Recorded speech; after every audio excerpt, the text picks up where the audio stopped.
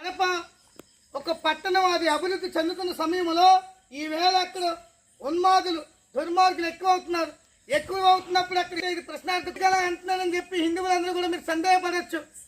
ఈవేళ మనకు హిందువులందరూ కూడా పిల్లల నుంచి పెద్దవాళ్ళ వరకు విఘ్నేశ్వర స్వామి వారిని చాలా ప్రేమగా భక్తితో వాళ్ళు పూజలు చేసుకుంటూ ఉంటే నువ్వు నాయకుడు కదా అని చెప్పి నేను ప్రేమగా పిలిస్తే నీకు ఒళ్ళు కన్న కావలు ఎక్కి నీకు మత్తిగెక్కి ఈవేళ నువ్వు విఘ్నేశ్వర స్వామి వారి పక్కన నువ్వు చెప్పులేసుకొని ఉంచున్నావంటే నీకు ఈవేళ బుద్ధి చెప్పినా కూడా నీకు ఇంకా నీకు జ్ఞానం రాలేదంటే రాబోయే రోజుల్లో అక్కడ హిందువులు నీకు ఇంకా ఎలా బుద్ధి చెప్తారో నీకు మరీ చెప్తున్నావు.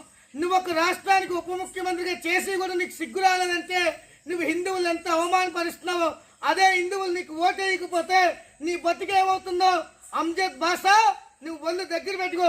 నువ్వు కానీ హిందువులకి క్షమాపణ కానీ చెప్పకపోతే ఇదే కడపలో నీ ఇల్లుని ముట్టడించేటటువంటి కార్యక్రమం ఈ యొక్క 9 రోజులు ఏదైతే ఆదివారం వరకు నీకు సమయం ఇస్తున్నావో ఆదివారం లోపు అంజద్ బాషా నువ్వు ఖచ్చితంగా క్షమాపణలు కానీ హిందువులకు చెప్పకపోతే గొడ్డలు ఓడిసి నీ ఇంటికి వచ్చి తన్నేటటువంటి సమయం వస్తుంది. కాబట్టి దయచేసి హిందువులారా ఇలాంటి మూర్ఖులకి ఓట్లు వేయకండి, ఇలాంటి మూర్ఖులకి దేవాలయ మండపాల దగ్గరికి రానివ్వకండి. దయచేసి హిందువుల ఐక్యత, హిందువుల ఐక్యత, హిందువుల ఐక్యత, హిందువుల ఐక్యత. జయ బోలో గణేష్ మహారాజ్.